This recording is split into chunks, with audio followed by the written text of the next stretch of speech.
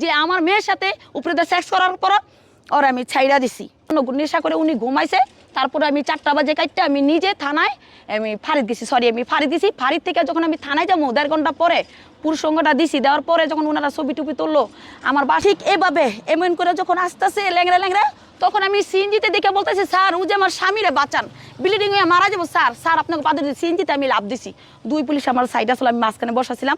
এরপরে পুলিশে বলতেছে এই চুপ থাকো, তুমি চুপ থাকো দেখতেছি।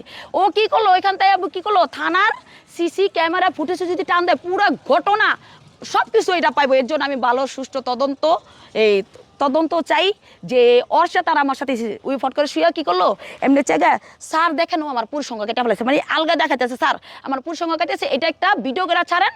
সে তো একটা নেশাখোর, আমি বলছি এতদিন নেশাখোর, সে একটা দর্শনকারী, সে একটা খুনি। আপনারা কখনো বিশ্বাস জানে, দেশবাসী বিশ্বাস জানে। ওই ইকরা নামের মেয়েটা যখন বললো তখনও আপনারা বিশ্বাস জানে, ওনার মুখের লুক দেখে ওনার কথা দিয়ে আপনারা বিশ্বাস যান। আমি কিসের জন্য ওনারা লাল পানি টাল পানি খাইয়ে আমি করবো? উনি আমার সাথে অপরাধ করছে, জুলুম করছে, এর জন্য উনি অনেক নেশা করছে, এর জন্য নেশা করে উনি ঘুমাইছে।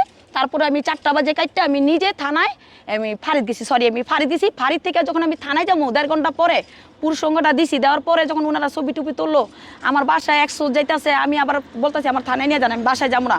সিনজি করে যখন আমার থানায় নিয়ে যাইতেছে তখন শাকিলে কিভাবে অ্যাক্টিং করে আসতেছে একটু দেখেন, আর আমি কি পোস্টটা নিছি সেটা আপনার একটু দেখাই। ঠিক এভাবে এমন করে যখন আসতেছে ল্যাংরা ল্যাংরা, তখন আমি সিএনজিতে দেখে বলতেছি স্যার ও যে আমার স্বামীরে বাঁচান, ব্লিডিং হয়ে মারা যাবো স্যার আপনাকে পাদে সিএনজিতে আমি লাভ দিছি। 2 পুলিশ আমার সাইড আসলে, আমি মাঝখানে বসাছিলাম। এরপরে পুলিশে বলতেছে এই চুপ থাকো দেখতেছি। ও কি করলো ওইখান থেকে, কি করলো থানার সিসি ক্যামেরা ফুটেজে যদি টান দেয় পুরো ঘটনা সব কিছু এটা পাইবো। এর জন্য আমি ভালো সুষ্ঠু তদন্ত চাই যে ওর সাথে আর আমার সাথে ওই ফট করে শুয়ে কি করলো এমনি জায়গায় স্যার দেখেন ও আমার পুরুষ সঙ্গ কেটে ফেলেছে, মানে আলগা দেখাতেছে স্যার আমার পুরুষ সঙ্গ কেটেছে, এটা একটা ভিডিও করে ছাড়েন, আমার ছাতা দিয়ে ছাড়েন, আর আমার আমুর একটা ফোন দেন, ঠিক আছে? কইতেছে এই তুই এটা ডাক না আমি যাবো না, হাসপাতালে না আমি যাবো না, আগে ভিডিও করার পরে পোস্ট করার পরে আমার ওই প্রশ্ন করতেছে তুমি এটা কাটলা কেন? আমি কি মা মেয়ের সাথে তুমি নষ্টমানি কইরা তুমি আমার রেখা বিয়ে করবা, সংসার করবা, আবার আমার নামে মিথ্যা কেলেম দিবা, আবার বললাম আমার ছেলে তোমার ডিস্টার্ব করে, আমার মেয়ে ডিস্টার্ব করে। আমি যেই বাসায় থাকতাম ওর মা ধরো ভাইটা দেখছেন না ভিডিওর মধ্যে, ওর ভাইয়ের নিয়ে থাকতাম। আরিফ ভাই আপনারা গেছেন ওর বাইরে কিন্তু দেখছেন না, ওর ভাইয়ের নিয়ে থাকতাম আর ওরে নিয়ে থাকতাম আর আমি থাকতাম, এটা সবাই দেখছে। কিন্তু কিসের জন্য বলো আমার ফ্যামিলি সবাই আসলো মিথ্যা কথা কস্কিল লিগা, মিথ্যা কথা কবি না। তোরা যে ছেড়িতে যে সেরা থেকে যে ছেড়ি বানাই দিছি সেটা তো আমি বানাই নাই, উপর আল্লাহ বানাইছে। তুই এই 2টা বছর মিথ্যা নিউজ দিছ তো আমার বাপ মা ভাই বোনের নামে, আমার 2টা ছাড়া হাজবেন্ডের নামে, ওর দাদা দাদিরও তুই ভিডিওতে দিছস। এই তুই কেমন মার কেমন সন্তান? আমি যে গেছিলাম গা পোলায় কাপড় উঠাইছে, মা হাত পাতে ভিক্ষা করছে, সেই ভিক্ষার টাকা পাইছস, মার শৈলে পোশাক দিছস, বাইরের শৈলে পোশাক দিছস, তগ পায়ে জুতা লাগাইছস, চোখে গ্লাস লাগাইছস, চশমা লাগাইছস, ভিডিও মিরা কই রাখাইতাছ, ঠিক না? তাইলে দেখ এর আগে যে আমি 2-3 বার তলায় ফেতে গেছিলাম, তুই লুচ্চা বদমাস দেখা তুই আমার টাকা পয়সা বাড়িঘর সব শেষ করছস। তুই আমার নামে মিথ্যা কথা। আবার সে বলছে আমি নাকি নেশা করি, মাদক খাই। জেলখানা থেকে কারাগার থেকে আমার রক্ত পরীক্ষা করা হয়েছে, 9 পদের ব্লাড টেস্ট করা হয়েছে, সেটার কাগজ আমার বাসায়। যারা আমার নিউজ নিতে চান কান্দিপাড়া বন্দর যাইবেন, অবশ্যই সে কাগজপত্র সব ডকুমেন্ট আমার আছে। আর 9টা মাস আমি জেলখানায় ছিলাম, আমার প্রথম রোজে জামিন হয়ে গেছে।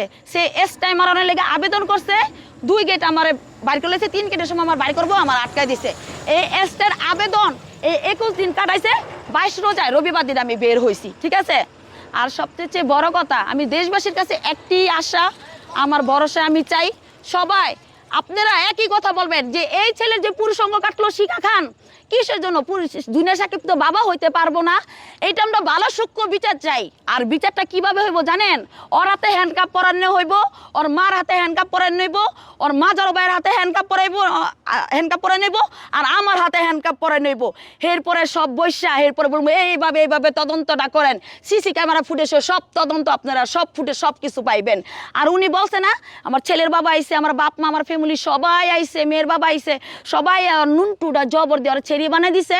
আমার এর পুরো অত্র এলাকায় ওদিন গাতে সিসি ক্যামেরা ফুটেছে টাং দেবো যে আমার বাসায় আমার সাথে কেউ দেখা করতে আইছে কিনা, আর আমার সাথে কেউ সাথে কোনো কথা হয়েছে কিনা ট্যাকিন। হ্যাঁ, এর আগে আমার মেয়েটা আইছিল ঢাকা থেকে মেয়ের ছেলে বেড়াতে, তখন মেয়ের বাবার সাথে মেয়ে কথা বলছে।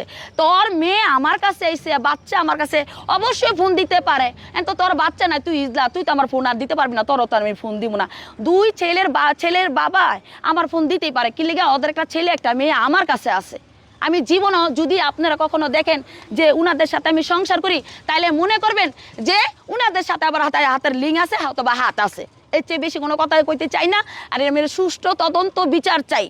ওর মা ওর ভাই এটা পুরা জানে যে আমার মেয়ের সাথে উপরে সেক্স করার পর ওর আমি ছাইড়া দিছি, ওর আমি মাফ করে দিছি। শুধু কি জানেন, ভালোবাসা এমন একটা জিনিস, আমি ভালোবাসা অন্ধ হয়ে গেছিলাম ভাই। এর জন্য আমার বাড়ি ঘর টাকা পয়সা সব গেছে গা ভাই। যাক, আমার ওটা দুঃখ নেবে, কিন্তু আমি চাই সে কিন্তু বাবা হয় না এখন তৈরি।